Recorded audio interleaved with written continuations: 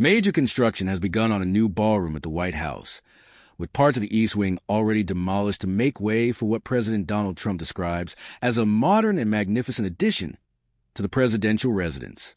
On Monday, construction crews were seen tearing down sections of the East Wing's covered entryway and removing large windows as work commenced on the $250 million project. Heavy machinery and cranes hovered over the south side of the building, where debris and exposed metal cables could be seen from afar. Trump announced the start of construction on social media, writing that ground has been broken for what he called a much-needed ballroom. For more than 150 years, every president has dreamt about having a ballroom at the White House to accommodate people for grand parties, state visits, etc., he wrote. The president emphasized that the project will not alter the historic White House itself. It won't interfere with the current building, Trump said in July.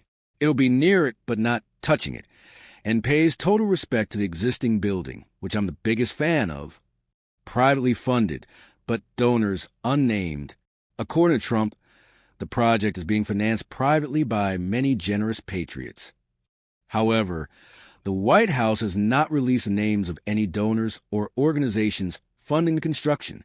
The East Wing, which houses offices for First Lady and social staff, was built in 1902 and last modified in 1942. Despite Trump's assertion that the new ballroom will be completely separate from the main structure, the East Wing is physically attached to the White House. Historic concerns and lack of transparency. The renovation has sparked concern among preservationists and historians. Robert K. Sutton, former chief historian of the National Park Service, NPS, told the BBC that there has been controversy with anything going on related to the White House pretty much since it was built. Sutton criticized the lack of a visible review process, which is typically required for projects of this magnitude. This building is so important. It's considered to be the most important executive building in the world. Yet we just don't know what's happening, and I think that's very inappropriate, he said. While the NPS normally conduct a rigorous review involving architectural plans, cost assessments, and historical preservation evaluations, Sutton noted that such oversight appears to have been bypassed. Design and capacity. Preliminary drawings released by the White House show a vast ballroom space with seating for hundreds of guests beneath gold chandeliers and ornate ceilings. Estimates suggest the venue could hold between 600 and 900 people. The Trump administration selected Clark Construction as the project's lead contractor, with McCrary Architects overseeing design.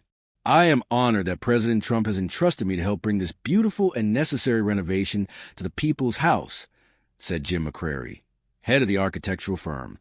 The U.S. Secret Service will reportedly provide security enhancements and modifications to the building as part of the construction process. Architectural and historical pushback.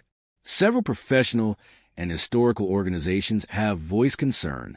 The Society of Architectural Historians issued a statement calling the project a significant alteration to a landmark of immense historical value, emphasizing that it represents the first major change to the exterior in 83 years.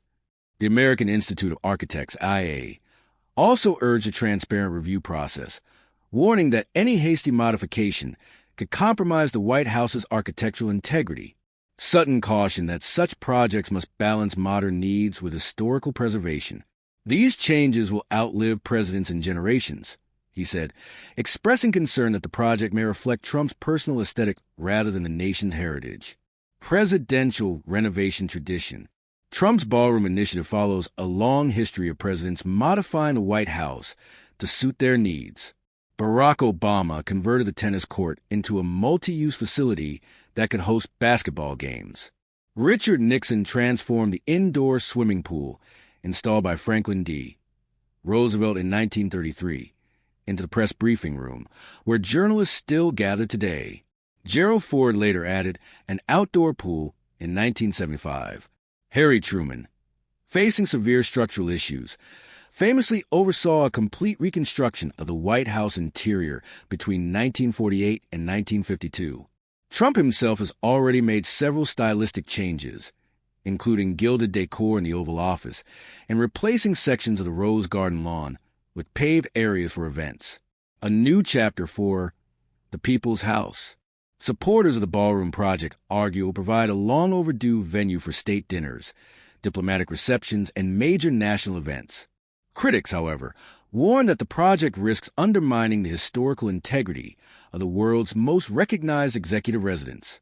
Whether hailed as visionary or condemned as excessive, the new White House ballroom will undoubtedly leave a permanent mark on the people's house and on the legacy of President Donald Trump.